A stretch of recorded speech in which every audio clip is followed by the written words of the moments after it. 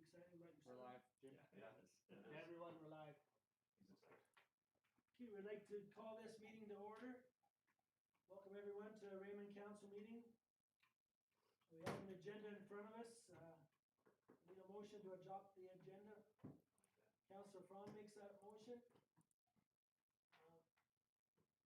Any deletions or additions from anybody? If not, all in favor? Yes. Okay. So you move down to, there's no delegations. Number 4, approval of the minutes.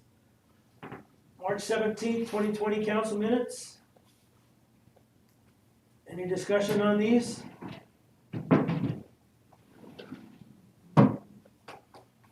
I move to approve. Councillor Computers moves to approve. Any discussion? All in favor? Okay.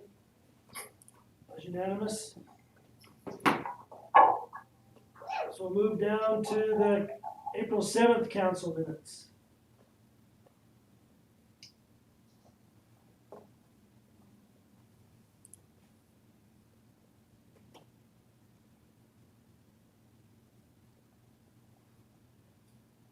Any discussion?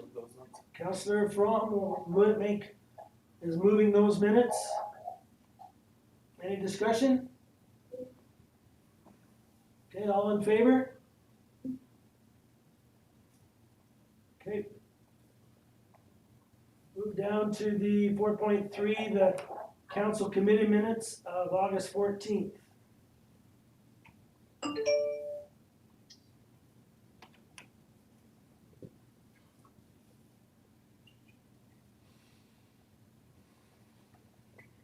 I'll move approval of those meeting minutes from 14th of April. Okay, Councillor Harker makes that motion. Any discussion? All in favor?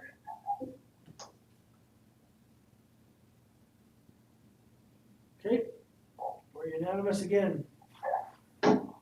Move to number 5, the financial report. So accounts payable number 1. Any discussion on any of these? I think I had a couple questions. I did too. I got a question. Go ahead. This may be for Curtis. Curtis, do we know, is the new, I guess, kennels, dog pound area, is that all complete? Is that all finished? Yes, Okay. And that is operational now? The police officers are either using it or will be using it soon? we have been using it, yes. Okay. It's too bad to see all the expenses for summer games that are not gonna happen, but that's life.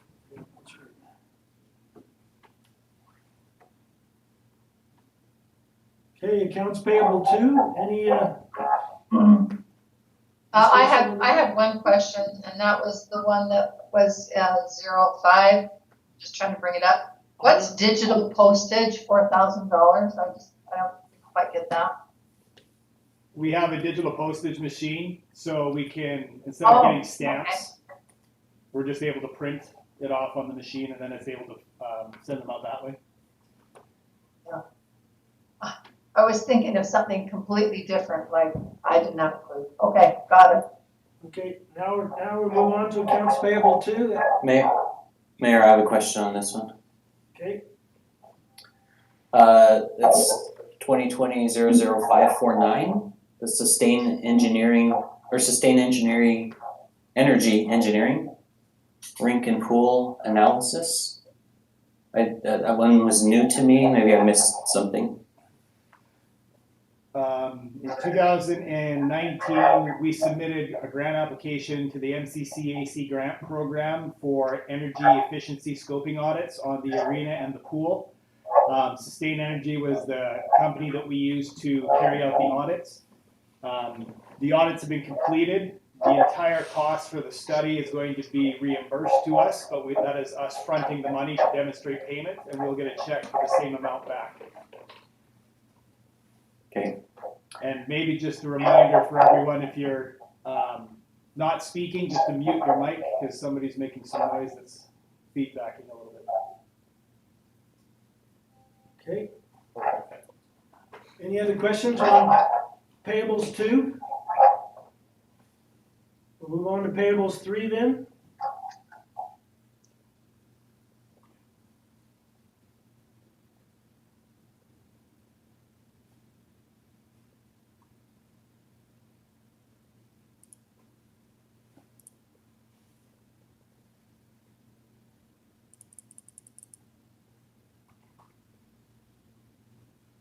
No questions on payables 3? Do we need a motion? Need a motion to accept payables? Financial report? I'll make that motion. Councillor Fromm makes that motion. Any other discussion? All in favor? Okay, that was unanimous. 5.2, the bank reconciliation.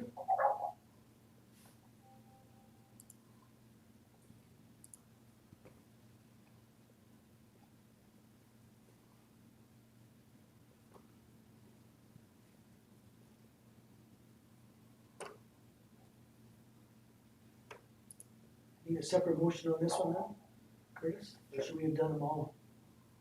No, it's fine to do separate motions. Any discussion on this one? Then we need a motion. I'll move.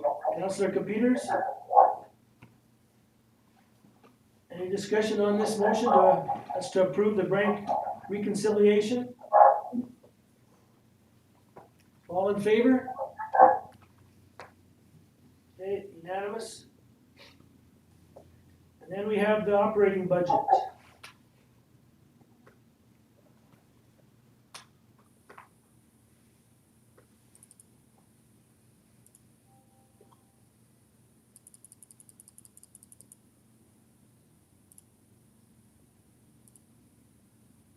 Mayor, I had a question. Sure, Councillor Foss? This development and land sales, I'm just curious, it's, 247% over, is that over budget? Is that what I'm seeing? Can you help us out there, Curtis? He's looking at it. I can't get mine to zoom in. I can't read it. I'll have to look into the specifics about that one, Councillor Foss, but it looks like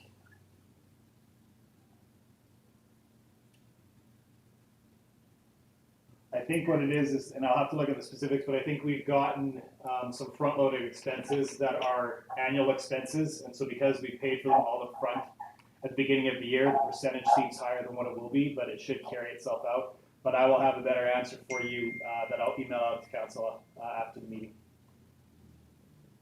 Okay. If I may interject. Oh, Councillor Price, welcome. Sorry, guys, It's fine. forgot the time.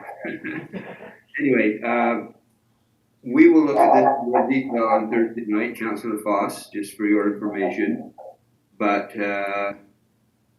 yeah, there are a couple of numbers that seem a little wonky, but I think there is some potential front loading, that kind of thing. The number at the very bottom obviously is, just totally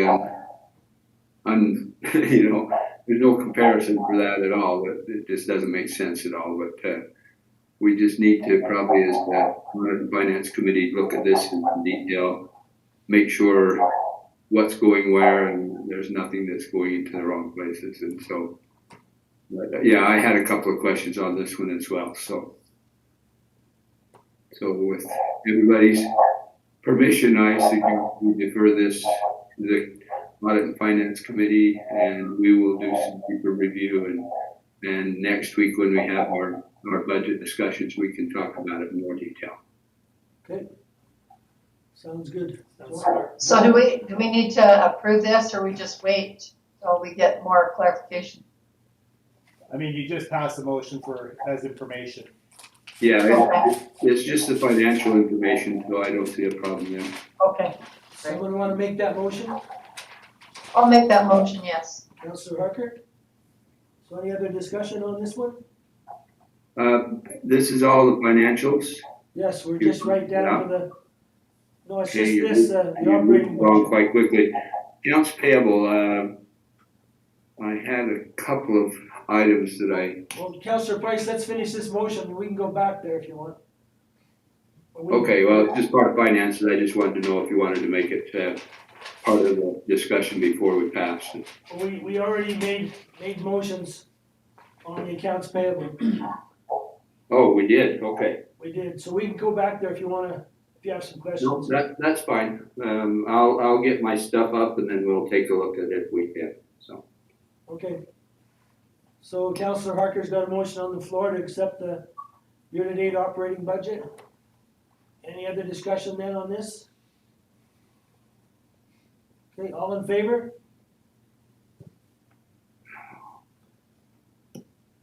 Okay, that was unanimous. So we can go back to that if you want, Councillor Price. Okay, I was just pulling up something here that I need to look at, so. I have notes on my own that, What time's your meeting at? 8 o'clock. okay, was there any discussion, there were two checks in the first page. That I don't know if you talked about. One was check 20200507. It was to ATB and it was a replacement check. I'm just curious as to the problem with the original, what happened. Did anybody discuss that already? No, MasterCard check. I will have to look into that, Councillor Price. I'm not aware at the moment. Okay, because it's definitely a replacement check, and I just want to be sure we've, what happened and that we covered it properly. Okay. And the second check on the same accounts payable listing right toward the end was 20200520. And the question there was just basically, what was this for? I believe that was costs associated with the recently designated historic resource. But I have to pull up the actual stub and confirm that. Okay, so are these costs that are provincial, federal costs, or something that we have to pay in order for this to be properly designated? No, I believe that's for the context paper. I believe that's what they're for, is for research on various properties out of the Historic Resource Committee budget. Okay. Fair enough.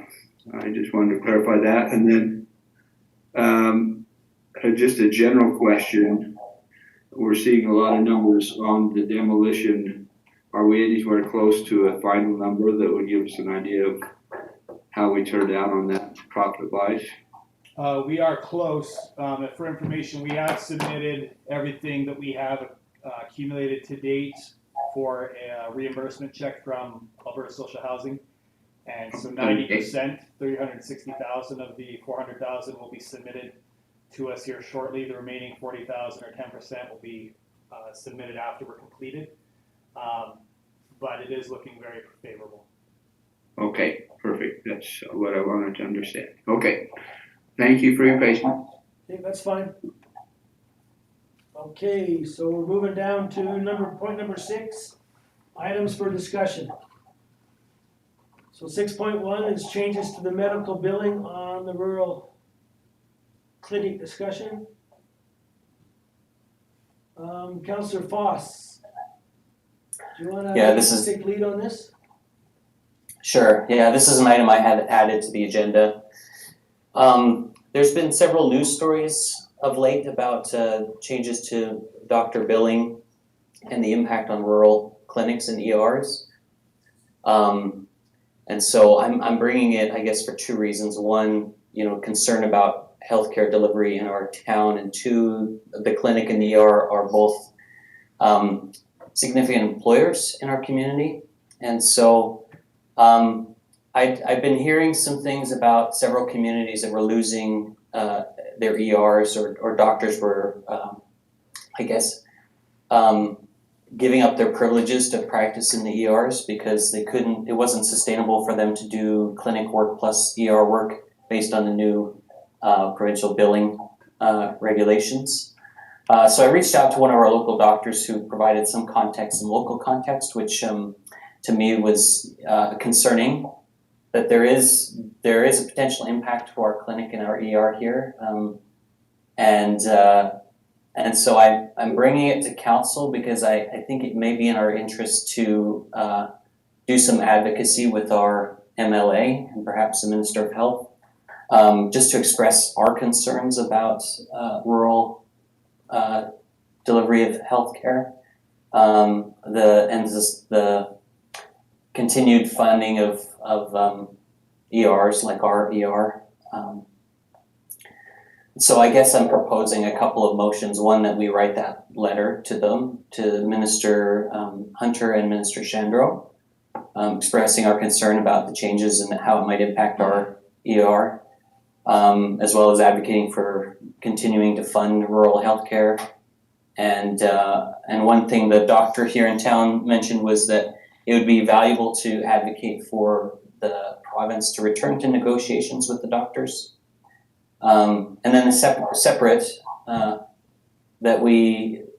I propose also that we send letters to some of our regional neighbors, so say Milk River and Sterling, McGrath, encouraging them also to send similar letters to our MLA, advocating for the same things.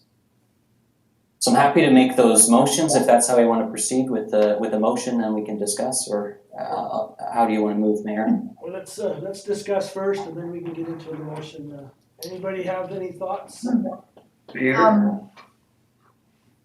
I just wanted to ask a question, or go ahead, Councilor. No, go ahead, if you didn't have a question, I have some comments. Okay, I just had a question. From what I understood, from some of the stuff I've read, that the doctors belonging to the association had a contract which Alberta Health overrode. Is that true? So they overrode their existing contract or changed their contract. Do you know that, Councillor Foss? Or I thought it expired. Pardon? I thought it expired. I think it was set to expire, and I think they were set to go to some arbitration, which the province overruled, basically. Yeah. So Okay, they that's skipped the what I wasn't arbitration. sure about. Okay, so it was or did expire. That's what I wondered. So it's not like Alberta Health was breaking a contract. They just changed the terms of the contract, and without really the approval or consent of the doctors, right? Is that the idea?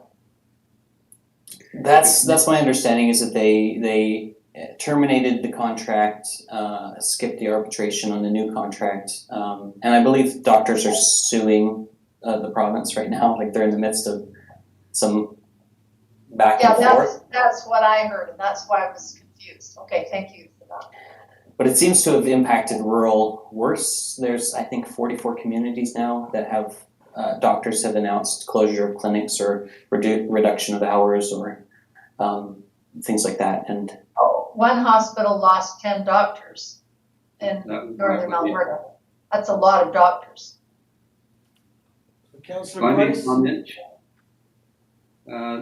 I appreciate Councillor Foss bringing this up and into the discussion. It's two things that I'm concerned about. First and foremost is the fact that there were no negotiations whatsoever. They simply blew off the discussions, the arbitration, or whatever it was going to be, and set a scale and said this is what it is, live with it or else kind of thing.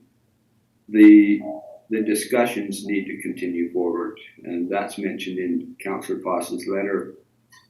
We need to be big advocates of getting them back to the table and discussing the needs that our hospitals have. A lot of our communities are not like our community in that many of those doctors are there almost by force because there are no doctors willing to go to any of those places, so they kind of get subscripted into going there.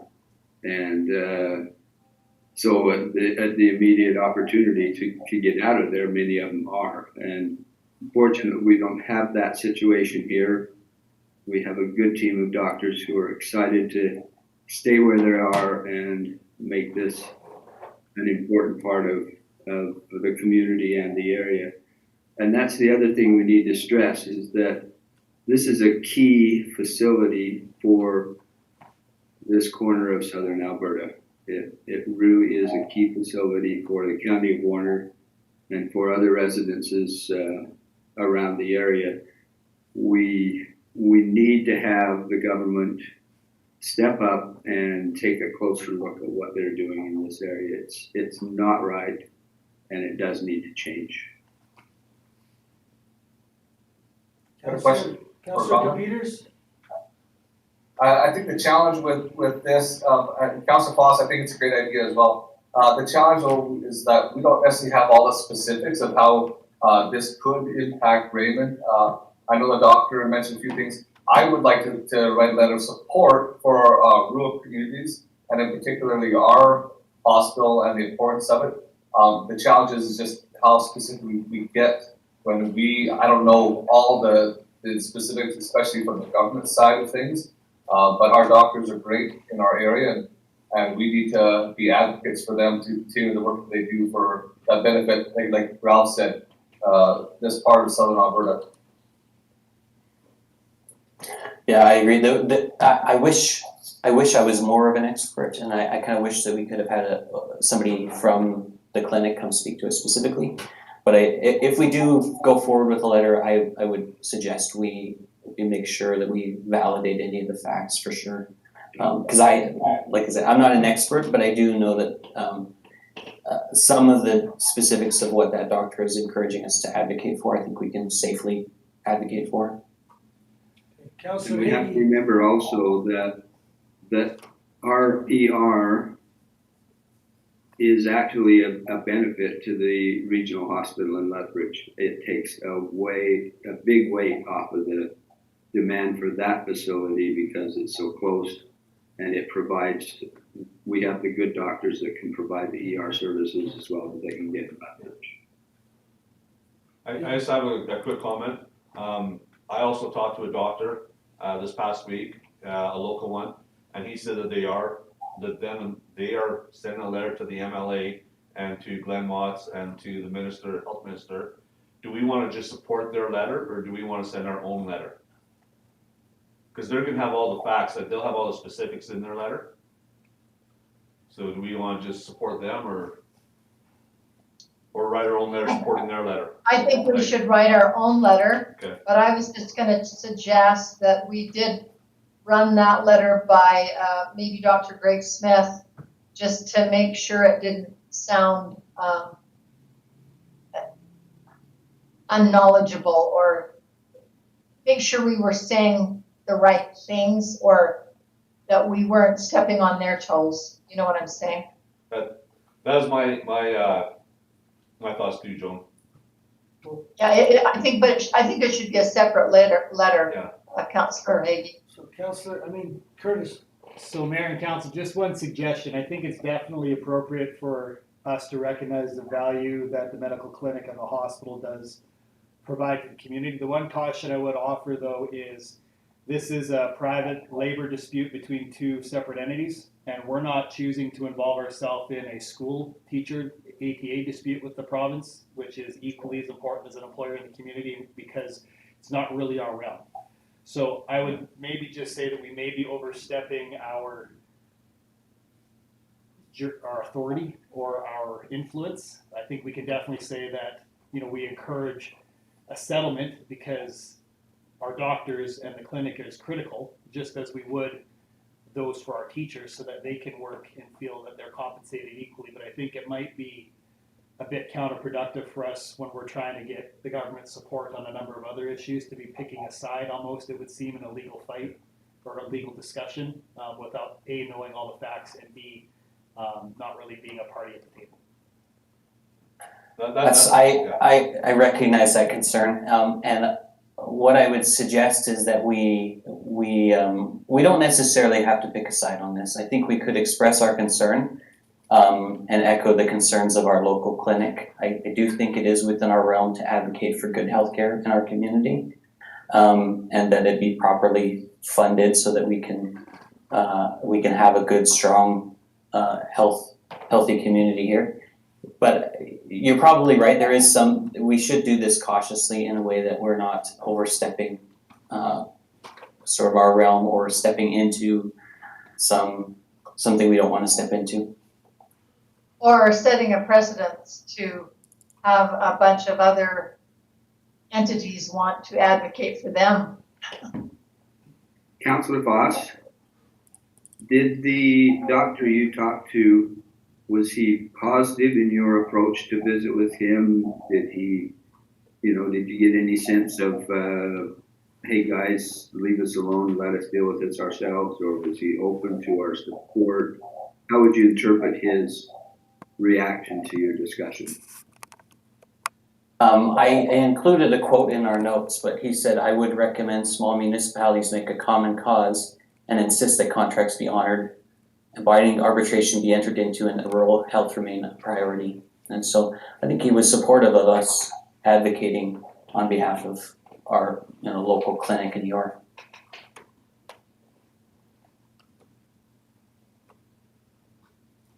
Any other discussion on this? Well, I think it's important that we at least let them know how important the medical clinic is to us. Like was already been stated, we have that ER that helps, the Lethbridge ER. People come out here from Lethbridge all the time to use our ER.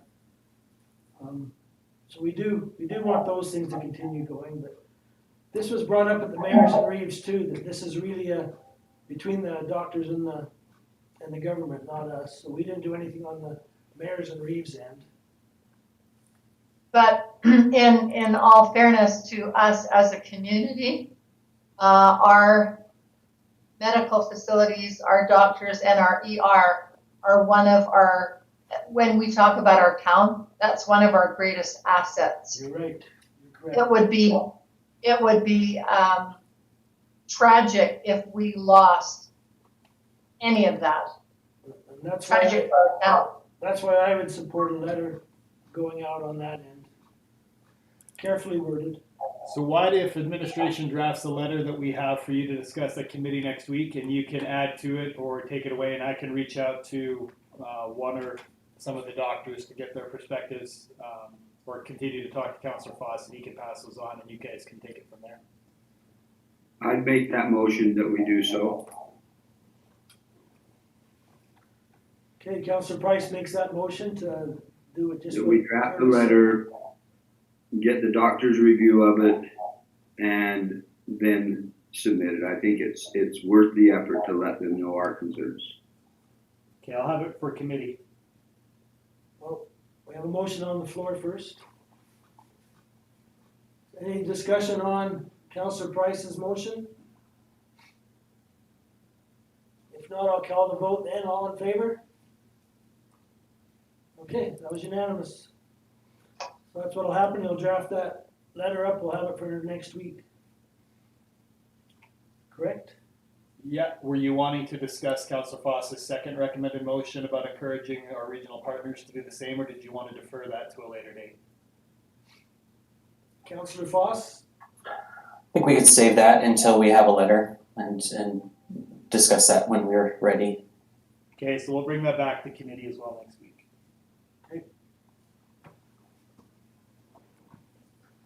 Yeah, this was important, and I'm glad we're dealing with it. Okay, 6.2. Well, is this interesting, eh? The Southern Alberta Summer Games, Claresholm drafting a letter up. So what's everybody's thoughts on what's going on here?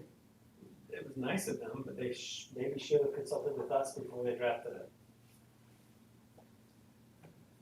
Like, I appreciate it, but it's not exactly what we're looking for. That kind of goes along with what Councillor Hagee was saying back then. and they should have been bumped, but, my thoughts are that we have to have the county involved, and we can't sidestep them by doing this, so. I like the letter that, was written by administration in response to this. I support that. So Mayor and Council, I'm not sure if you saw, but we did make an amendment to the letter today. So if you read it before today, you may have read an earlier version. We condensed it slightly, pulling out information that may not be pertinent to the main question at hand. And so definitely review it. What we were pulling out was basically the portion talking about having a revised funding model. We think that's a discussion that can and should happen, but isn't necessarily tied to what year we're hosting. And so we have pulled that off of there. So I just wanted to make you aware of that. Okay, I was not aware. Wait, you're saying you pulled the paragraph out that talks about the revised funding? Yes, we figured we could send that in a separate letter if council wanted to. It's been discussed at the board already, but this specifically is talking about hosting years and who's hosting. And we felt that it might be Two different issues. not disrespectful, but right now we're just trying to decide the issue of hosting, not necessarily how Sarah's funding summer games going forward. Makes sense. Because I would be in favor of that concept, but it could be a different letter. Yes. Okay. So has the county been informed, or it just says they have indicated that they require notice? Did they get this letter also, or I'm confused? Yes, we did send the county a copy of the letter that we sent to Southern Alberta Summer Games indicating that we were withdrawing or recommending cancellation for 2020 based upon the COVID and the factors that we discussed. To date, I have not heard anything back, but I was going to be reaching out to them shortly to say that despite COVID, you can still have meetings, and it's a discussion that you can start to have so that we can be ready in a position to make some kind of recommendation, because I think our intent is that we'd still like to host in 2022. But if it's 2023, so be it. I also think we should be sending them, the county, the letter that Claire's home sent too. That's what I'm asking. We should if we want the county to weigh in, let's let them weigh in. Well, I think they need to understand there's pressure on us to accept this, and we're not going to accept it until we have them, like Councillor Harker says, weighing in on this. Mayor, Councillor Peters? I like what Curtis said. I don't necessarily want to be tied to a certain date, because in order for us to be able to operate a summer games that we want to, we need to have our partner involved with this. So I think, like what Curtis said, it might be 2023, it might be 2024. We need to do what's best for us in the county of Warren. So working with them and collaborating on an agreement that is beneficial to both of us is important to get set in place before we commit to what year we would like to host. I agree with that too. In fact, if the county's not gonna agree, then I'm not sure we should be agreeing. It's their summer games, so. And that was kind of my point. They need to be part of it, because that's what they've said that they wanted to do, is be part of the discussion. Or that was one of their things that they didn't like, is that we didn't involve them. So let's involve them, right? Yeah, so I think we should definitely go through that process of including the county. I think what I would say though is if for whatever reason we're not able to come to terms, the town still has a net benefit in my mind of still hosting for a variety of reasons, and that's just part of that ongoing ICF discussion, and we can take that as it needs be. But I would say that at some point, if they're not willing to participate, we need to be willing to move on our own and let the consequences be as they may and work that out through a separate channel. But definitely give them the opportunity to be a part of the process from the beginning as an equal partner. But as for now, yeah, they need to be a partner with us on the summer games. Correct. Okay. Everybody understand this? We need a motion then? So what about the question of the 2021 summer games? Keep Claire's home on the I think on the we're, burner for that, even though their casino has been canceled indefinitely? I mean, there's a Well, question for 2021, yeah. which isn't really our problem. it's not our. Clarisol It's signed a not a problem, letter indicating that they are hosting 2021, and they are responsible to carry that out. And we have never gotten in the way of that, like asking to do 2021. So if we decide to wait to 2022, they still have to host. Like my concern is that if they pull out, then we don't have some games 2 years in a row. Well, they have to work that out Right. with Sarah Board. Yeah, that's. But a not- lot of that's the not- issues that they're stating would be issues that we'd be dealing with as well. Yeah, that's not our. Yeah, no, I understand that. My concern is that if we, don't have some games this year and then don't have some games next year, it's gonna take a lot to get people involved again, like as far as athletes and kids wanting to participate. We have troubles now getting kids to participate. Other than soccer, we don't get kids to participate. So it's hard, and then my fear is not just for us, for all the communities involved, if you go 2 years without summer games, it's gonna be hard to get it going again. But we're hoping that Claresholm will do the summer games, so I mean, Yeah. that's not really what this is about. No, I understand that, but if they do pull out, is there any feelings that we would jump in just to keep it going, or keep the momentum going? I would say not, just because we wanna be working with the county. If the county wants us to, And, well, if the county comes back and says that they're okay for next year, are we on board for that? That's what I just wanna make sure, we have not made any innuendo toward Clarisholm about letting us have 2021, have we? Yeah. No. None whatsoever. There are some other extenuating circumstances that we didn't go into in detail because it's not a public knowledge, but could we do it? Yes. Is there benefit in us not doing it in 2021? Yes. And we'd be in a far better position to pull the games off in 2022 for reasons that we can discuss later if you'd like, and not in an open session. But I think those are two separate issues. The longevity of the games is a separate issue of whether or not we allow Clarisholm to bump themselves when we take their year. Administratively, we recommend no. It's in our interest to work with the county and work through that process and be in a better position to better highlight and showcase the town and the facilities and amenities we have with a wider attendance that we would anticipate would come in a year or two after COVID and once life is kind of returned back to normal. Yeah, I think it's a really nice gesture on the town of Clarisholm's part, but it's not just nicety. I think there's a little bit of salvation under there too. For sure. And, Well, and it's definitely. not our responsibility to say no on that, So, so. I understand that, I would just hate to miss some games 2 years in a row. Yeah. I think that can do a lot of damage. yeah, and I'm hoping that won't happen. Yeah. And I'm hoping it won't too, I'm just thinking that it could happen. So we have some proposed motions. You can see the first one's to direct administration to send the response letter back to the Sarah Board respectively, withdrawing from consideration for 2021, for 2021. Does someone want to make that motion? I do. Councillor Fromm?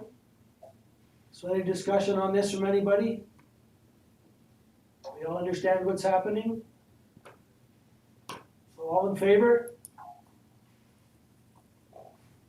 That was unanimous.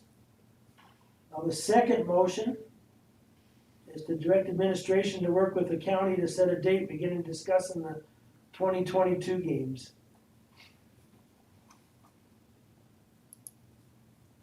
We have a motion from somebody on this one? Councillor Peters?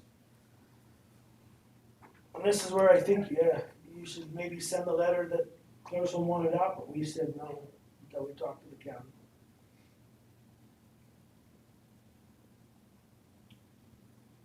Anybody else, any other discussion on this? Okay, I'll call the vote, all in favor?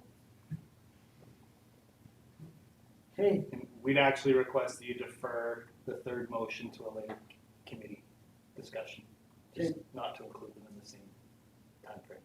Okay. okay, sounds good. We need to go to that one then. Okay. So move on to 6.3, the Ridge Regional Public Safety Services Commission, stats. First, you see an email from Sergeant Bond. I found this very interesting. I phoned Curtis to find out he's been going to the different campgrounds in Milk River, Coots, and Warner on checking on, making sure people are in quarantine that have been going there with their trailers.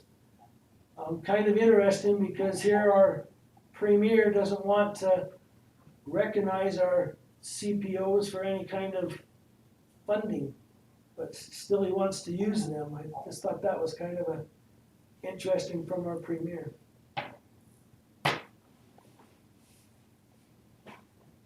Any thoughts from anybody on this? I thought that was interesting because I assume we're paying for the time for them to enforce those things. For sure. Yeah. Correct. It's shocking what AHS has been demanding of people all over the place that they never have demanded before. I mean, when has AHS ever asked peace officers to do anything? But I mean, it's under, it's just like under the power that's given to the chief medical officer and communities that are under almost martial law conditions. It's shocking what they're doing. They're really calling a lot of shots. Well, the other part of that is it's interesting that those places are closed. Because, you know, you probably have better social distancing than in Walmart, I can tell you that. I don't see a need for it myself at all. You know. So just for information, these are travelers coming up from the States that are in the process of self-isolating that can't specifically. Oh, I see what you're This saying. isn't These recreational are camping. people coming from other places, So the not just. So the CPOs have been given the task to make sure they're abiding to their quarantine. Along with the RCMP, so it's a coordinated effort, but they proactively undertook that before the issue was given, just because they recognized the problem, because people were going into Milk River, Warner, and Coots, and the residents weren't happy about that. I see what you're saying. So this fall, when we do our resolution for the AUMA, I think we should include that part in there, because the province is using them, but they don't want to reimburse us for any kind of financial setback that they're causing us. So we've been in the habit of setting the emphasis of what we want the peace officers to emphasize this month of this quarter. Right. And now the AHS, the province is taking that over from us. Right, but yet they don't want to accept them. Exactly right. Kind of interesting. They want us to pay for it, but they want to direct them. Right. And that's really a dynamic that is not really, I know it's not palatable for us. It's poor. That doesn't seem fair. Any other thoughts from anybody? You got their stats from the Raymond, the combined year to date. Any comments on any of these? A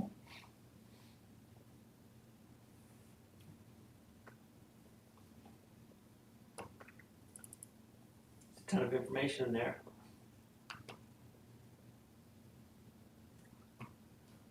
I couldn't open them on my computer, so I haven't seen them. Our CPOs are important because they do things the RCMP won't do in our community. So I know a lot of people don't think we need them, but we do need them. I agree. It's just interesting that the province, who doesn't want to recognize them are recognizing them here when they need further They need help. it. Mayor? Councillor Computers? I think it'll be interesting too, since we passed some changes to the unsightly premises bylaws and different bylaws that we've looked at over the last few months, to see what kind of strength and support those bylaws will have when peace officers have to enforce some of these rules, unsightly premises, for example, vehicles in the yards, those types of things. To see now we're through winter, hopefully we're into spring and into some weather. If they can get some of that work done that they've been looking to do, but have been kind of handcuffed based on policies that we had yet to create. Yep, for sure. So hopefully they will be active in pursuing those ones. Those bylaws, the two bylaws you're talking about. You know, most of these incidents I understand, but there was one I don't understand, like the community liaison / education. Does anybody know what that's all about? It'd be nice to ask. Which report, Council?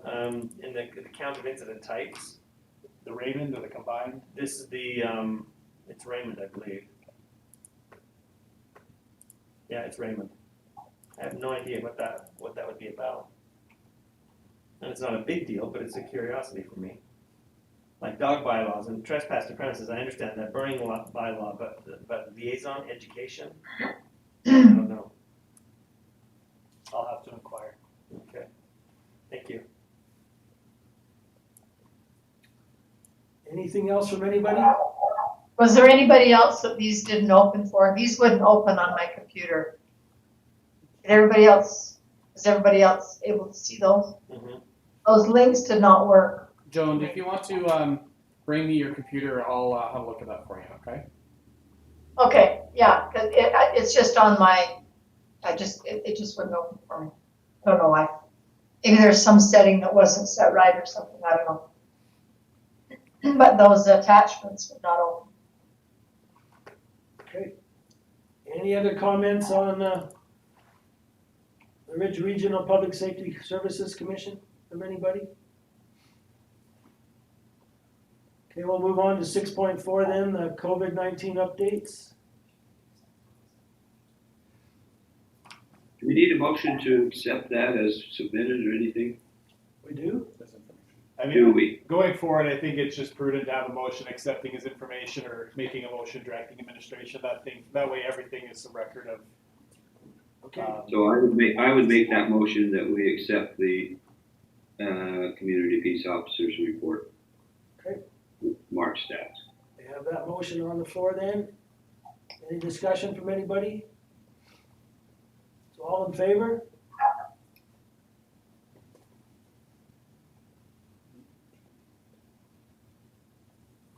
Okay, we're just gonna call any opposed.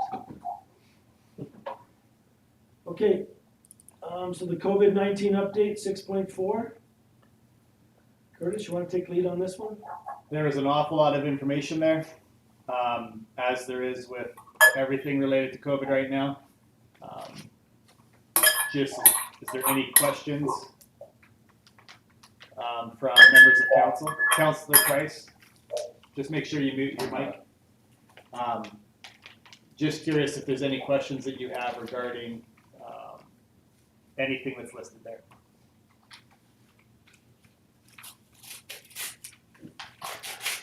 I did find one interesting quote that I wanted to highlight.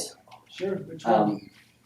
I believe it was in the August 17th update, but as I've looked at all this issue and we've talked about the budgetary challenges that COVID has created for us as a municipality, there was one note in there. It says, in addition, the province recognizes the financial impact municipalities are facing and is looking at options to address debt and debt limits. These will be announced in the near future.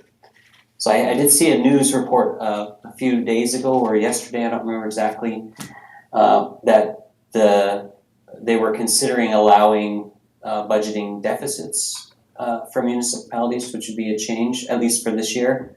But it looks like they're also looking at adjusting debt limits, potentially. Correct. So Curtis and I sat in on a town hall conference call with the ministers last night, and they talked about that again. And yeah, they are looking into that. That was Minister Madhu.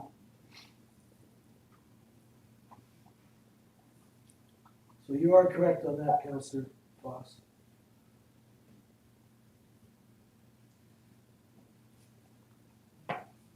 Hopefully we'll have more information before we finalize tax rates and those kinds of things.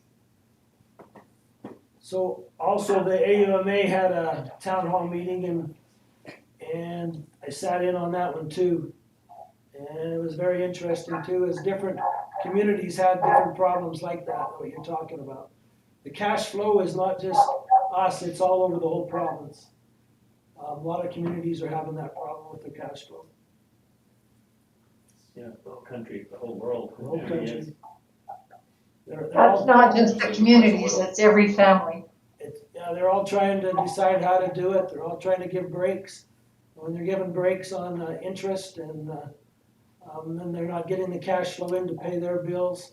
So it's all over the whole province that we're talking about. So, and like you said, Joe, the whole country.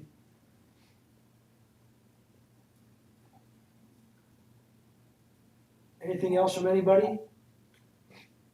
So we need a motion then to accept this COVID-19 update as information. I'll move. Councillor Haigie's making that motion. Any other? Councillor Price has something. Councillor Price? Going to comment that in my discussions with Martin relating to our audit and finance meeting, he also sat in on that meeting last night, and we would like to come back for next week's discussions. Somebody said hopefully we have more information by next week. Even if we don't, I would like to have some information that would give us some direction that we could take in the event that they do make some changes and open up the purse strings a little bit more. Some shovel-ready projects that we could do, potentially some ourselves if we needed to. So we will bring some further information next week for that purpose. So at the AUMA town hall meeting, they did talk about the MSI. They talked about them advocating, trying to get a bump up on the MSI for all the communities. They said there'd be a ton of paperwork, thousands of people, of communities submitting different projects, and how they're gonna go through those, pick and choose, try to get this out quick. It was just gonna be a nightmare for them. So they're advocating for just a bump up on the MSI. And if you listened to that last night then, Councillor Price, did you say you listened? Or was it Marty that listened? Anyway, they talked. I'm aware of that Martin mentioned that. And the bump on MSI would potentially, limit our benefit to some degree. But the amount of paperwork to get this done and done quickly so projects can get going, I think that they should give us some leeway, and I think the MSI idea would possibly be the simpler and quicker way to do that. And we can then take advantage of it under our own terms. So last night on that town hall meeting, they kind of talked both ways. They talked about the different applications that are coming in, and they did talk about the MSI being a bump too, but I'm not sure they know what they're doing. We also met with, Curtis and I met with our MLA, and he said the same thing. He was in favor of the bump up on the MSI, so I think it's still being discussed with them. If you look at the projects even we submitted, and that was a good list that Curtis put together, they're multi-million-dollar projects, and whether or not we would be offered one of those if they pick and choose, I would be hesitant to say we would be successful.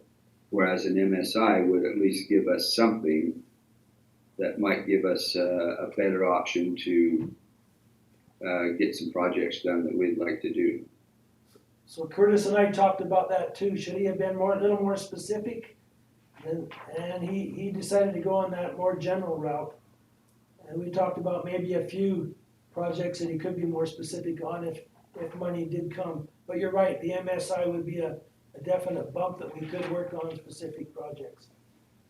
What we will do with the Audit Finance Committee is maybe come up with some of those more detailed projects that maybe would fall more within what we might get with MSI for a meeting next week. Okay, sounds good.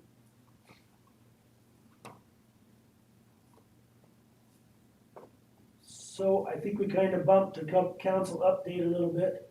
Did we get a motion on COVID-19? Yes, I Okay, did we? we did not vote on it. We didn't vote on it? Okay, so we're back on the COVID-19 update. Councillor Hagy made a motion on that. So all in favor? Yeah, it was unanimous. And now we've been talking about 6.5, the council update. And that's letters that Curtis has sent. And you see everyone, he had me come in and sign them just so he could get them out with a signature already on them. So that's why you're seeing them with the signature on the bottom already.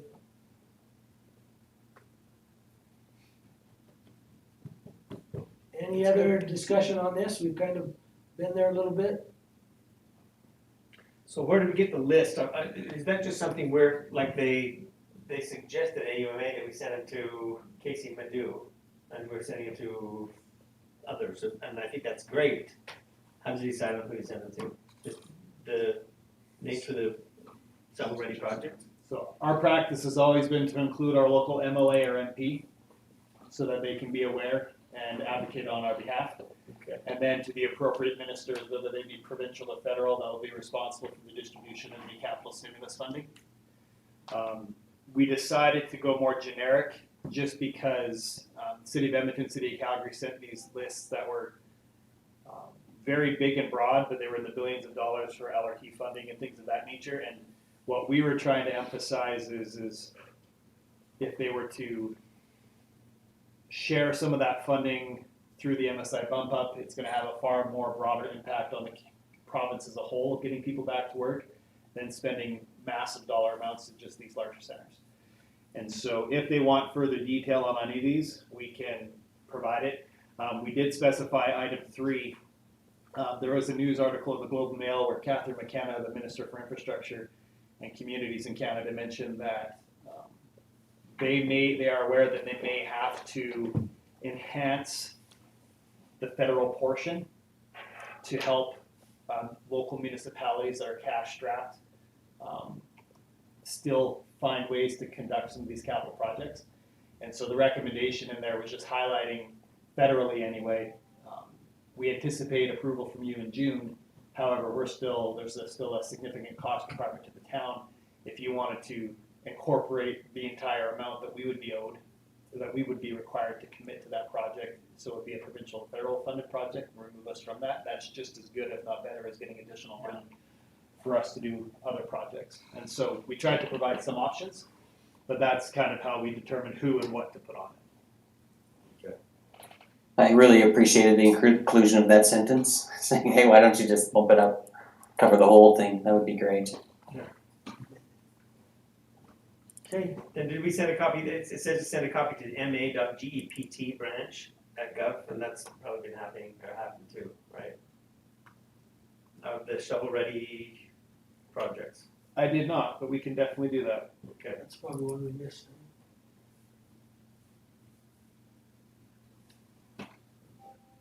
That's just that email address on the last page.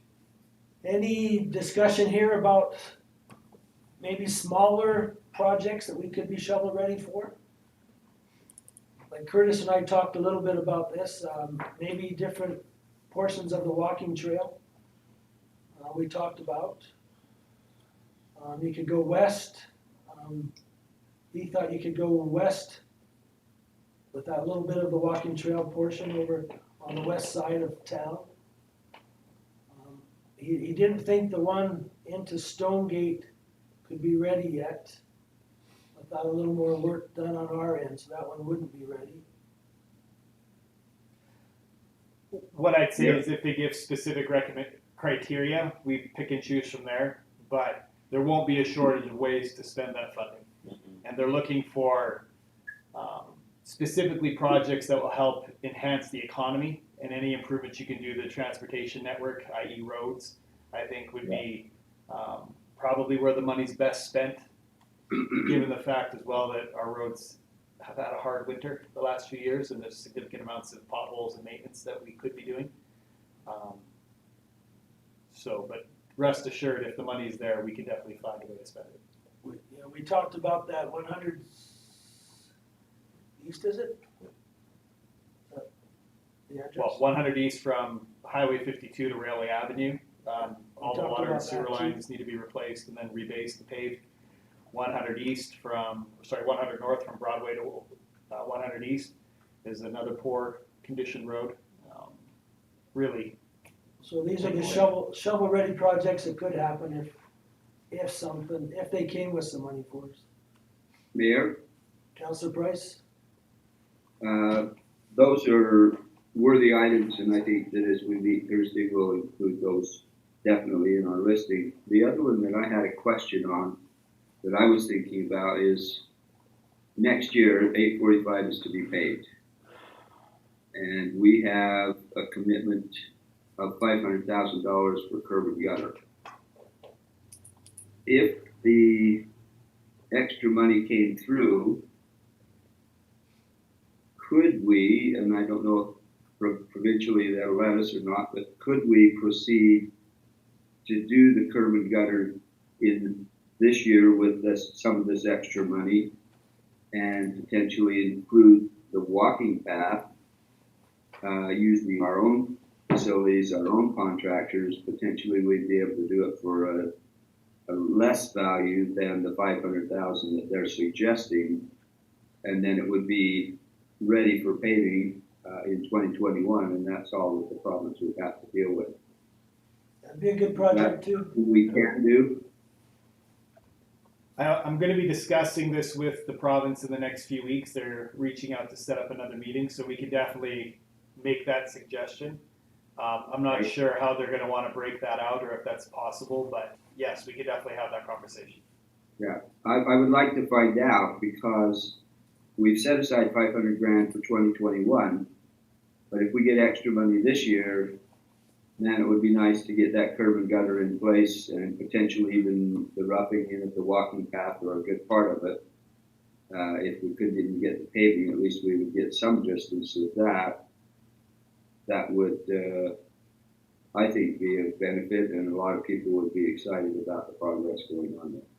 Yeah, for sure. I think we talked about that one with Minister Hunter too, when he was here.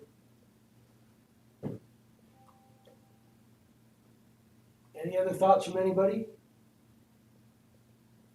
I agree with Ralph. That would be pretty amazing and pretty visible, and give everybody a sense of a little bit of excitement in our community. That's for sure. I guess it all depends on how much they're gonna bump up our MSI. Decide how much we could do or what we could do with it. So, yeah, it's good to have some things on the table that we can be trying to move forward on.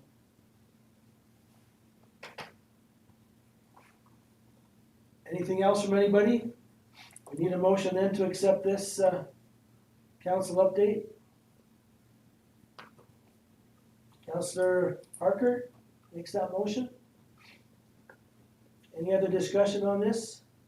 Just one comment, it was thrilling to see that list. I mean, there are so many communities that don't get that, having shovel-ready projects that you can just drop at a hint like that is really a boon to a community. Good job. Appreciate that. Okay. So I'll call the vote. All in favor? Okay, that was unanimous. Move to 6.6, the council newsletter that was delivered. Any feedback from anybody? I've had a few people that were pretty interested in the boulevards and lanes. They didn't know a thing about it. So did we have a date that they had to have their, if they had a secondary driveway, they had to have that in? Yeah, end of April. Was it the end of April? So it's, I believe the motion was April 1st. April 1st? And that's what was Yeah. advertised on social media and the website when we initially made those motions pass. So there are some people I think that were pretty, I mean, they don't check the Facebook, they don't check the webpage, but when they saw this, that they've already come to me saying, is this too late? And I wasn't sure of the date. So it is too late. Is there any way we could extend that date? That's totally in your purview. I thought it was April 30th, end of April. I don't know why I thought that, but. Could be. from what we were under the impression. I thought the same thing. Okay. This has been advertised substantially, actually. Yeah, that's, As a matter of fact, I told one guy it was April 30th, because I thought that's what we discussed. You told someone too then. Yeah, that's April 30th, but, you know, I wasn't sure of the date, so. well, I have to make an application, I was planning on having it done by April 30th, and that's been my plan. So you haven't got Yeah. yours done. I haven't got mine done yet, so. Don't Mayor? know why, but. I don't have mine done yet either. I went to do it, it was too early to do it, I couldn't do it, and then I haven't even thought of it since, so I'm with you, Councilor Crom, I've gotta do it. Councilor Peters? With this newsletter, it was good. I had 2 community members contact me yesterday and this morning, based on the development of the RV station. And their concern was that they live in that neighborhood and they were not told. And so I didn't have the answer for them. I thought that we would send letters to people. I told we send letters if for residential properties where people are seeking waivers and those types of things, or we're rezoning an area. And with this, I couldn't give the correct answer they were looking for because I wasn't sure if these people that live in that block that's right near it would have been contacted prior to this coming out. So I don't have an answer to that one. Curtis, do you have an answer to that question? I mean, we didn't send out any notification. We did advertise that this is where we were going to place it. There really is no infrastructure there. There's no structure built. It's a paved road with basically a hose, like a faucet sticking out of it. And so it doesn't really fall under the same development guidelines as far as notification because there isn't a structure per se. It's on a road allowance. Now, definitely, if you'd like, we can definitely make that a habit going forward. But determining what and how we're going to notify people is why I guess we have a communication engagement committee, just because despite our efforts to get information out, people don't see it. And it's not no fault of their own, but it's impossible to get it out to everybody, and yet we still have to operate under timelines. So, but Yeah, so that was my concern. So what I did is I went back onto the Facebook page where it was advertised and discussed it and shared it with these individuals, and they just said, well, we're not on Facebook, we don't check it. And so that's the challenge of trying to get some people to know where to go to find information. And if they weren't necessarily looking for it, they wouldn't go there. That's the hard part. I guess we need to be a little bit more proactive, I guess, anytime we're doing things like this to at least people in the immediate area, let them know probably by letter that this is what council has proposed. So we can at least have a chance to get some feedback from them prior to necessarily making a decision. I had a good chat with both these individuals. I think they understood where we were coming from as far as the infrastructure that was in place, probably the use of this RV system, and I think they're okay with it, but they just wanted to have that little bit more of a forward warning and let them know kind of what we were thinking prior to that decision, I guess. Mayor. Just a second, Greg has a comment first, Councilor Ross. Yeah, speaking from the communication standpoint, Bryce, to your point, we've been streamlining a lot of where we communicate right now, and every single thing we put on Facebook, when we refer to Facebook, everything is still sourced on our website going forward. So it's not really an excuse to say, well, I don't have Facebook. Really, at the end of the day, they're all linked back. We're linking everything back to our page. We've been a little bit off and on with some of those things over the last couple of years, but really going forward, Curtis and I have been working on it creates more work for us. Don't kid you, but it's going forward. We have to make sure that people know. Really, at the end of the day, if they want to keep themselves informed, really, we beg them to go to our website to see what's going on. That's why we spend so much time. That's what I said to them. I said it's posted. I said the NGA gives us the ability to post electronically to let people know what's happening, and it's their responsibility to go and seek it out. This individual just said that they just weren't aware that they needed to go about this type of an item that was taking place. And I just said the information is there. Community members need to be proactive and just checking randomly and periodically of what's happening in our community.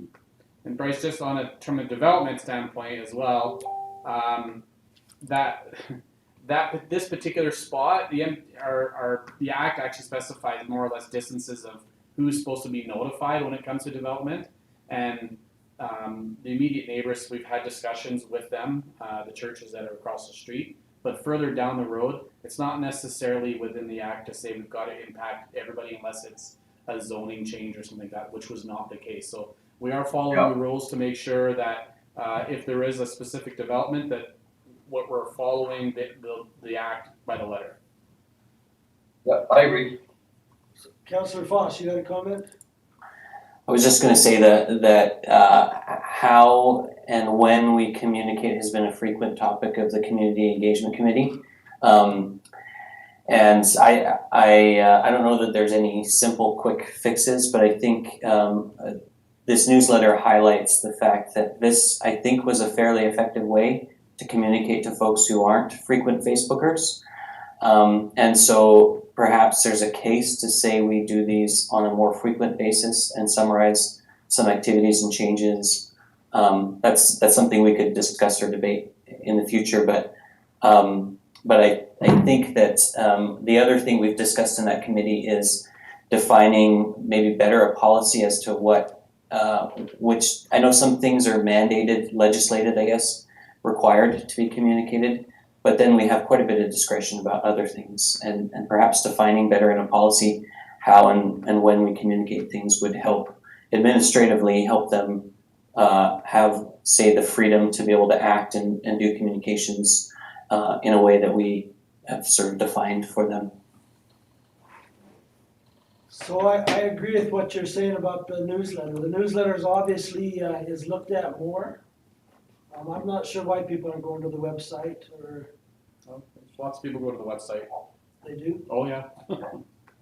but obviously this is reaching out to a few other people. Yep. Any idea how many people came in and got their, when they came in and got requesting for a second driveway, Curtis, any idea? I don't have those specifics. We've had several people come in and pay.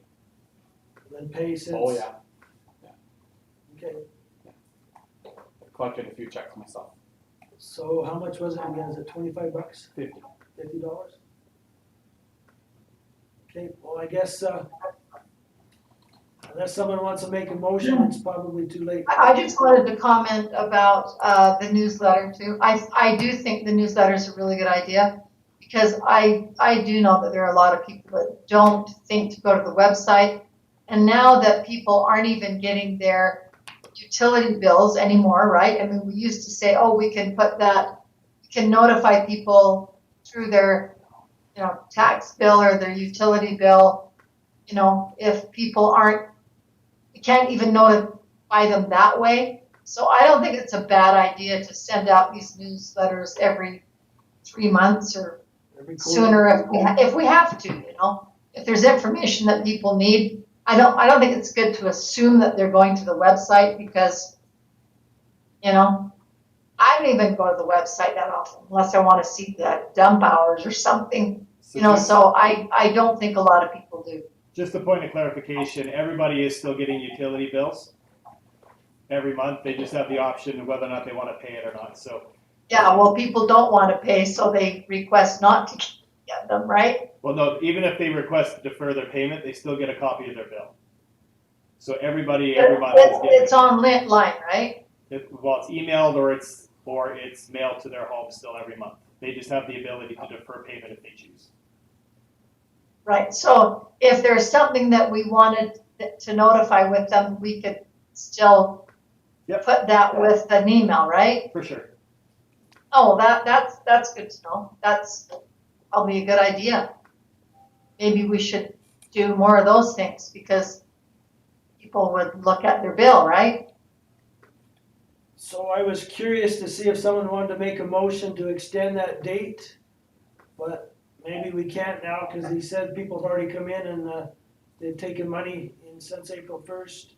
Well, I mean, we could, if council decides to defer it, you definitely can. We would just have to refund people, which is something we can do. But you don't know how many people came in already, and It's not going to be, like I did. an onerous amount, I don't believe. So we could definitely work through that if council would like.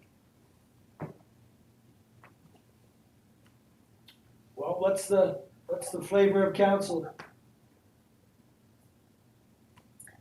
I'm good with extending that date. I think with the newsletter coming out, it's heightened awareness if we add it, extended it to the end of the month. I'd be happy with that motion. That's only 10 days. So Councillor Foss has got a motion on the floor to extend that. I thought the motion was to April 30th. Didn't we decide that already? That's what three of us thought. So we will confirm that and bring it back to committee. You can defer again if you'd like to a later date. I thought it was April 30th too, personally, but and we didn't put it in the newsletter. We just said that we had a bylaw, but we didn't say the date. We can't find that right now, Curtis. But you are saying you took money, right, from people doing this within the last 20 days or so? A few, yeah.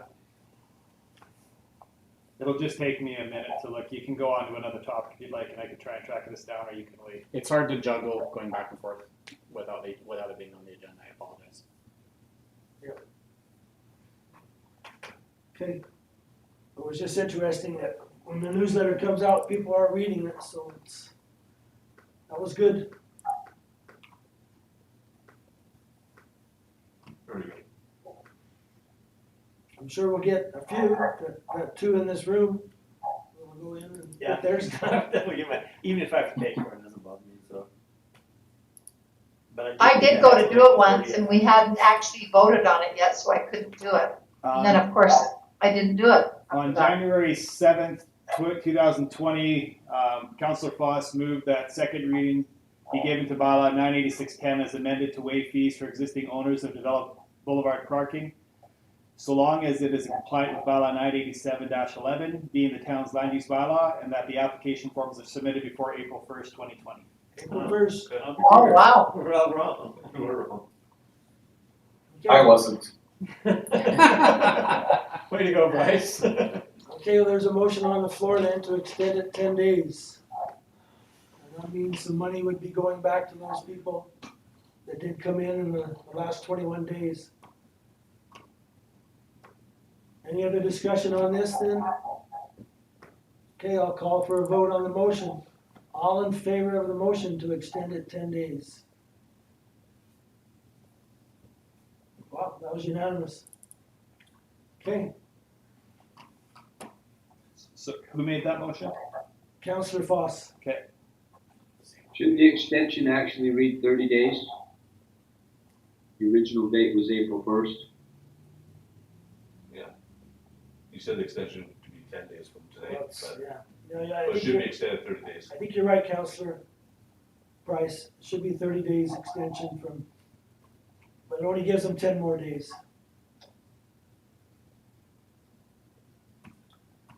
And once again, That was the intent of my motion, just to be clear. it was a good newsletter too. There was lots of It good was things. very in good. it. I heard nothing but positive from the newsletter. And it sparked some action. That's exactly what a newsletter should do. And there's some awakenings and some comments. That's great. And that pretty COVID virus picture made it really colorful. Yeah. It was sharp looking. Nice graphics. Okay, 6.7, the FCM Sustainable Community Award nomination. We were asked to submit the town as an applicant for the Federation of Canadian Municipalities Sustainable Communities Award by the Municipal Climate Change Action Center, which is the group that we received the majority of all of the grant funding for that we received for this project.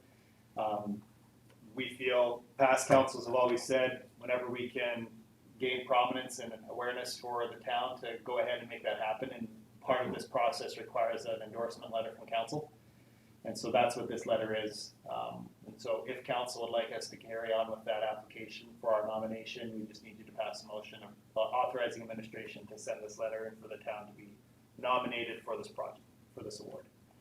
I would move that we do so. Councillor Price makes that motion.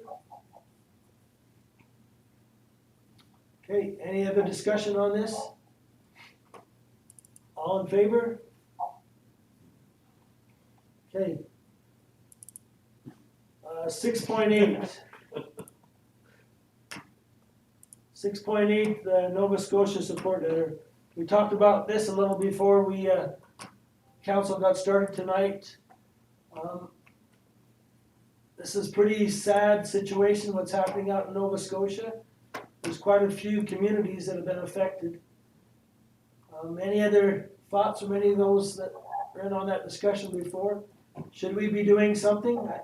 I'd like to see us do something, because if it happened to us, I'm sure we'd be getting lots of letters from other areas, but any other thoughts? Should we send some letters to these different communities in Nova Scotia? I think it'd be nice to do. Show some support.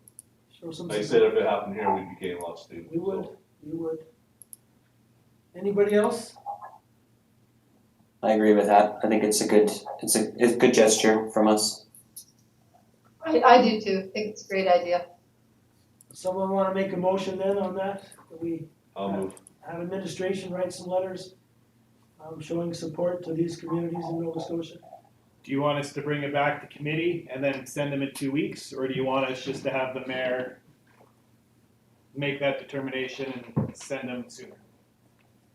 I was gonna send soon, but there's no. I think it's better cost. sooner It's than like- later. I think we trust in your abilities. I'll read it and sign it and Absolutely. send it. Okay, so there's a motion on the floor. So all in favor? Okay, good, thank you. We'll move on to committee reports.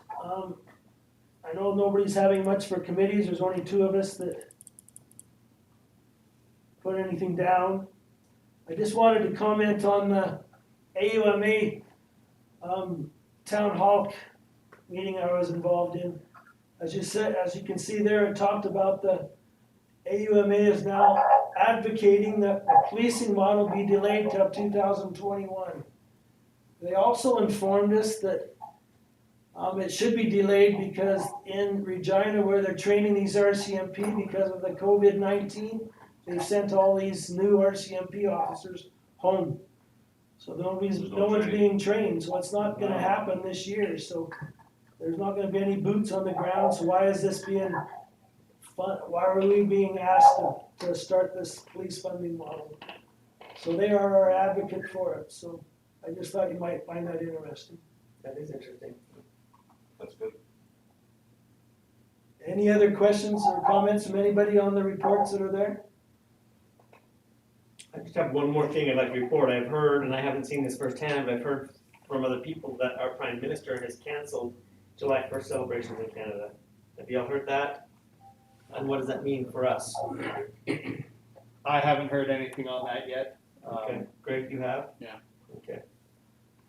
Again, I didn't see it on television with my own eyes or ears. I just, so if it's substantiated, He also won't let you walk outside, so it's. Yeah. Except he went on holiday too. Except for anyone just cabin.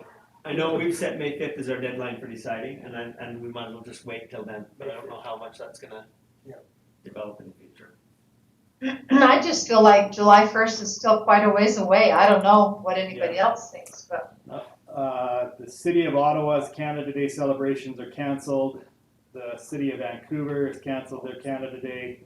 Sherwood Park has canceled their Canada Day as of today, or as of the last 4 days. I hate to think of it as a foregone conclusion, but that's a pretty big piece of information. It's Or July gonna be hard for them to have congregations or more than 100 or 150 by July 1st or 250. Yeah. So that takes our parade or stampede away, but we can still have hope till May 5th. Yeah, we'll just keep waiting till May 5th. Our drop dead date's May 5th. Any other comments on committee reports? If not, we need a motion to accept committee reports. Councillor Hagy first. I didn't get my report sent in. That's not sure of that, but I had a stampede meeting last night. When they asked me to ask a few questions, and also a couple of phone calls from residents. So I'll go there first. What is I know we decided about backyard fires, but what exactly is allowed and what isn't allowed? There seems to be a little bit of confusion. So anybody's allowed to have a backyard fire, provided that it's just their immediate family in attendance, and technically that it's primarily used for the cooking of food. But that's basically it. We're just trying to, and that there's less than 15 people. But again, if it's your immediate family and it's 15 people, so be it. In a proper. And in a proper fire pit. So that's really the thing. If you Okay. have all of those things, you're welcome to do it. If you don't, or you're trying to invite the neighborhood over or extended family, technically no. But again, our resources aren't really going to be out proactively enforcing that unless we have complaints. Okay, that leads me to the next one, because I had a phone call from someone that said that his neighbor had a backyard fire with only his immediate family, but they weren't cooking anything. Yeah. So Gee. I thought that was a little bit petty. So that's why I wanted clarification, so I And can it's tell them complaint that, based. you know, it's, Yeah. So, throw a marshmallow on a stick, you're cooking something like that. exactly. This is actually scaring me. I know. Throw some marshmallows. Okay, Yeah. Councillor Computers has got a question. It's kind of like what Ken said. It's interesting to know as well that the county of Warner does not have a fire ban on. So Yeah. people need to maybe know where the county starts and where it ends. I know Chief Holt gave out a couple fire permits just the other day.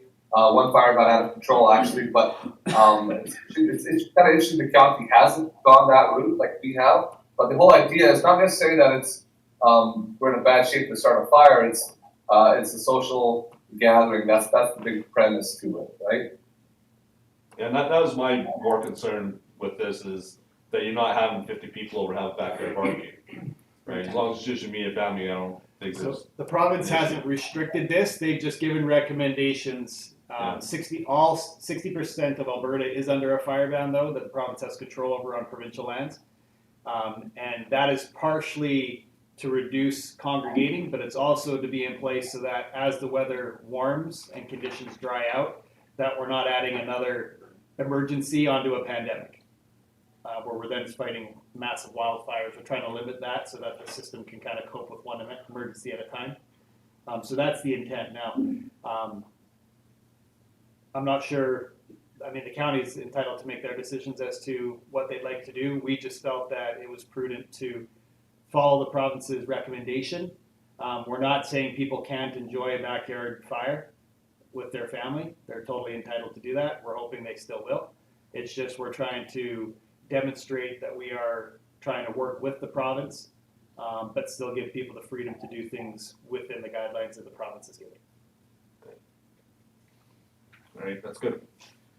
Okay, last night I was involved in a Stampede meeting. Last time, a couple weeks ago, at council, you guys wanted me to ask what their main concerns are about having the rodeo and what their drop dead date is. So we'll go there. Their main concern is having participants, number one. According to Mike Smith, the number of registered cowboys in Alberta has dropped considerably, and that's mostly due to the economy. Up north, with most of the guys, about 75% of the cowboys up north are oil workers, and we all know how their employment's going right now. So that's they are concerned about whether they're going to get participants or not. Another concern they have is if the rodeo does go on, are they going to have people showing up? If the borders don't open up, that takes away about half of your attendance. If nobody is coming back home for July 1st, that takes away a lot of their attendance, which hurts them at the gate and will cause them to lose a lot more money. Actually, it takes away about 80-90%. Yeah, probably. Yeah, for sure. You know, according to their own survey of where people were from last year. Yeah, I forgot about how big that was, but that's a concern. And their biggest concern is the cost of putting on a rodeo is the same no matter what. It's still $85,000, $85,000 to $90,000 put it on. And if you don't have cowboys or whatever, or half the cowboys, and you don't have half the people showing up, they could lose a lot of money. And you know, we talked a lot last night about is it worth, losing a whole bunch of money to put on mediocre rodeo? So that's the main concerns. The drop dead date, is, they said we could put on rodeo within a month, so June 1st, they put on rodeo. A lot of the stuff's already lined up. They think May 5th is a little bit premature, because they said it's gonna be really sad if we cancel May 5th, and then all of a sudden, by May 20th or June 1st, the borders are open, everything's opened up, they can still put the rodeo on. So that was one of their concerns. Which leads me to, if we decide to cancel Heritage Days on May 5th, and the borders get opened up and they feel that they put on a pretty decent rodeo, would we be against them putting one on July 1st? If we're not having a parade or Heritage Days or anything? Like, would we support them putting a rodeo on? That's another question I had.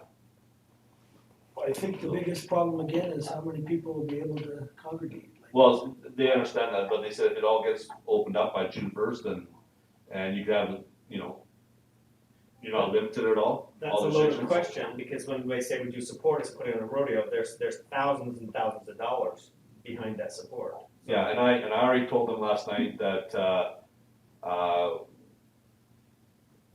at most, and I was gonna talk about that later, I was gonna bring up, is they were hoping that if they do put the rodeo on, we'd still give them the $6,000 we give them in the past. But I said, if we do that, that's the end of it, it won't be any more. So if they lose $40,000, they lose $40,000. It's on them, not Conservation's us. rodeo has always been much more than $6,000. Well, the donation, the cash donation, we give us $6,000, right? And they were just hoping that if they put on the rodeo, that they would, especially this year, because they know they won't get all their sponsors. So if it does happen, they could, probably use that $6,000 more this year than they needed in the past. But they have been told that they won't be getting any more than that, if they get that.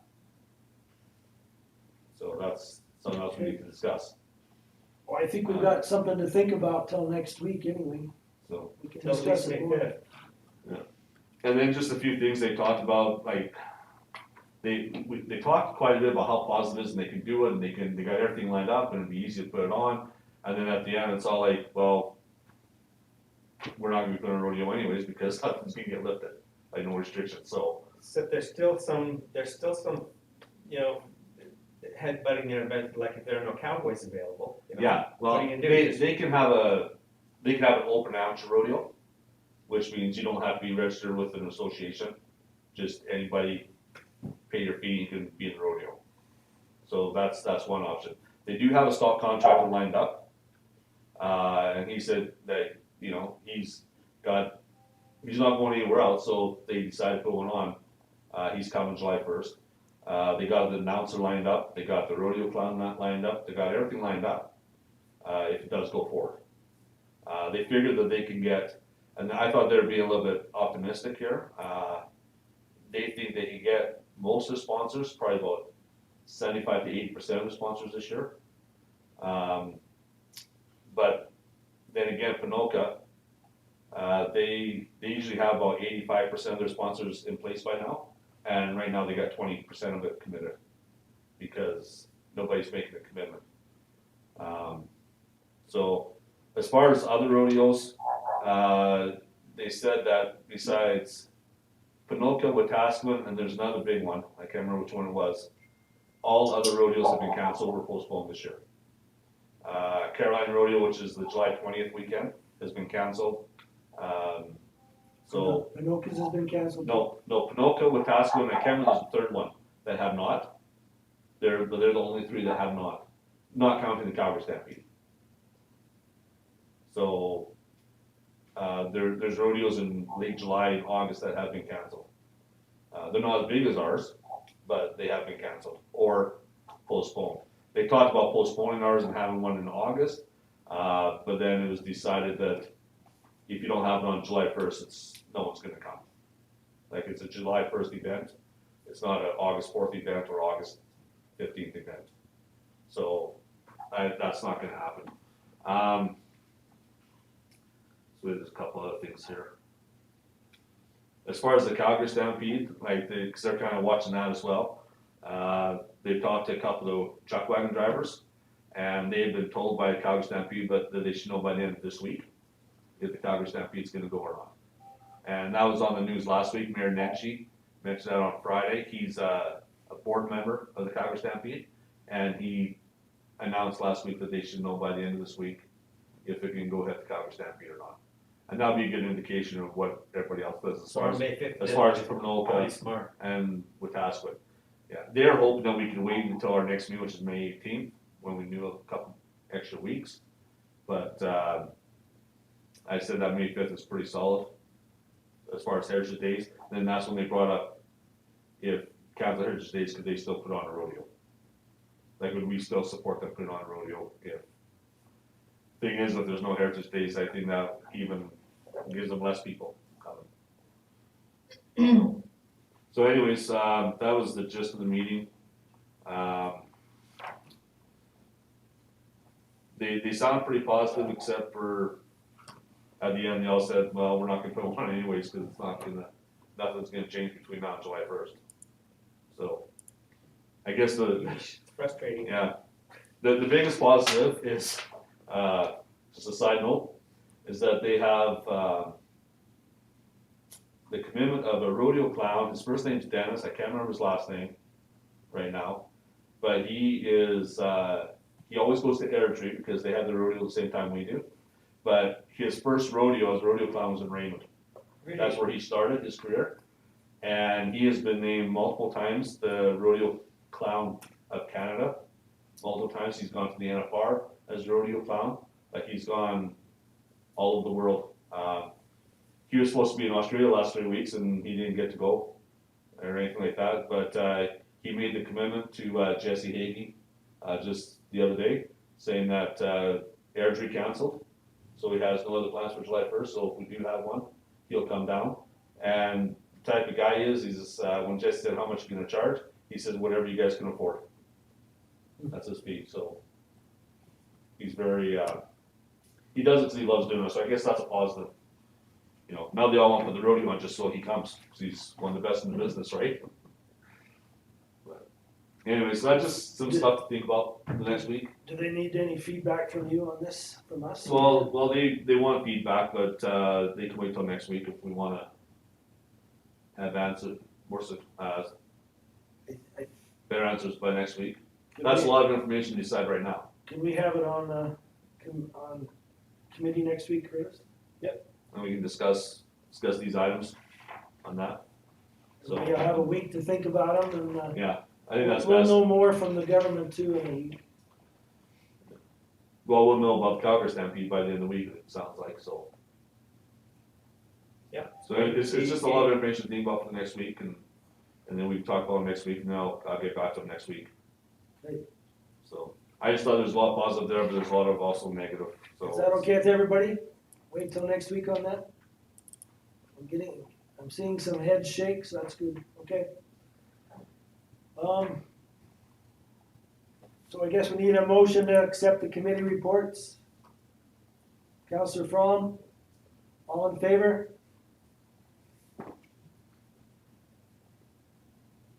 Okay, we'll move on to correspondence.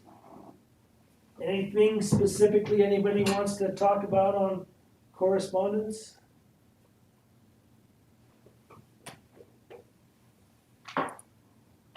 If not, we need a motion to accept correspondence. I also move. Councillor Price moved correspondence. All in favor?